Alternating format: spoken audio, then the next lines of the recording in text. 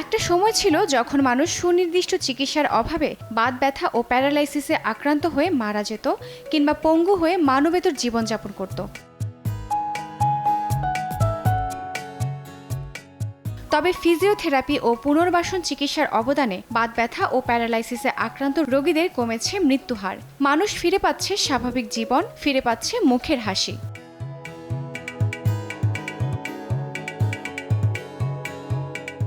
দেশের বাত চিকিৎসায় যুগান্তকারী সাফল্য দেখিয়েছে ডিপিআরসি হাসপাতাল। নামি দামি ডাক্তারে দেখাইছি, তো সবাই বলে যে অপারেশন করানোর জন্য আর কি। তো পরবর্তীতে ইউটিউব বা ফেসবুকের মাধ্যমে আমি ওনার এটা ডিপিআরসির ইয়েটা পাই আর কি। তো পরে এখানে আসি, আজকে প্রায় 7 দিন হবে। মোটামুটি আলহামদুলিল্লাহ অনেকটাই ভালো। আর যদি আমি বলি এখানে সেবার মান অবভিয়াসলি বেটার। অন্যান্য ডাক্তাররা আমাকে বলেছে অপারেশন হতে হবে, কিন্তু এখানে আসার পরে আমি এই 14 দিন ট্রিটমেন্ট নেওয়ার পরে আমি অনেকটা সুস্থ, আমার আর অপারেশনের দরকার হবে না। আমার পায়ে অনেক জ্বালা পোয়া করতো, কোমরে আধা ঘন্টা দাঁড়িয়ে থাকতে পারতাম না, আমার বসা লাগতো। এরপরের থেকে আমি ইউটিউবে দেখছি, আমার এলাকায় এক বড় ভাই উনি এখান থেকে সুস্থ হয়েছে, কাতার প্রবাসী। তো আমি এখানে আসছি ওনার রেফারেন্সে। এভিয়ান স্টেজ 3-তে আছে। তো সবাই বলতেছিল যে সার্জারি করতে হবে, কেটে তারপরে আর্টিফিশিয়াল কোনো কিছু একটা লাগাবে।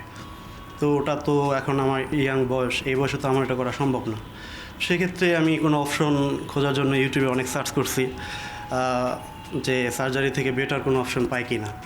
সেক্ষেত্রে আমার এটাকে মনে হয়েছে যে ডিপিআরসি বেটার।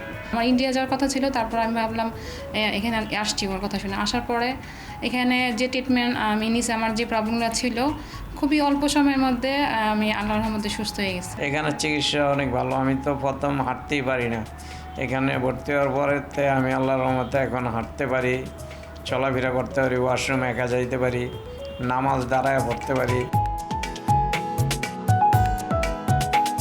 ডিপিআরসিতে অত্যন্ত আধুনিক এবং দক্ষ জনবল দিয়ে অপারেশনবিহীন হাঁটু, কোমর, ঘাড় ও মেরুদণ্ড ব্যথার চিকিৎসা পরিচালিত হয়। আমাদের কাজ, চলাফেরা, পেশাগত কাজ, ধরেন ডেস্ক জব, তারপরে হচ্ছে নিয়মিত সারা বিশ্বে যুদ্ধ বিগ্রহ হচ্ছে, তারপরে হচ্ছে মানুষের খাদ্যাভ্যাস, অতিরিক্ত জাঙ্ক ফুড সবাই খাচ্ছে, ফাস্ট ফুড খাচ্ছে।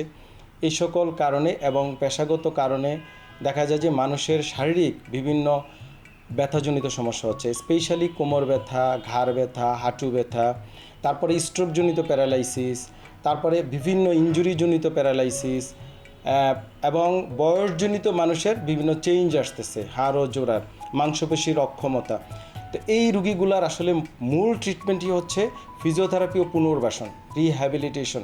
কারণ আপনি যখন ব্যথা আক্রান্ত হয়ে যাবেন তখন কিন্তু আপনি কাজ করতে পারবেন না, ইনকাম করতে পারবেন না, আপনি স্ট্রোক হয়ে বিছানা পড়ে যাবেন। অনেকে জানে না স্ট্রোক হলে আগে একটা ভুল ধারণা ছিল যে এটা আর ভালো হবে না, কিন্তু আমরা ব্রেক থ্রু করেছি আলহামদুলিল্লাহ ডিপিআরসি। আমরা দীর্ঘদিন এই জাতীয় রোগীর চিকিৎসা করে আসছি। যত প্রকার ব্যথা প্যারালাইসিসে রিহ্যাবিলিটেশন হচ্ছে, রোগী আবার কাজে ফিরে যাচ্ছে।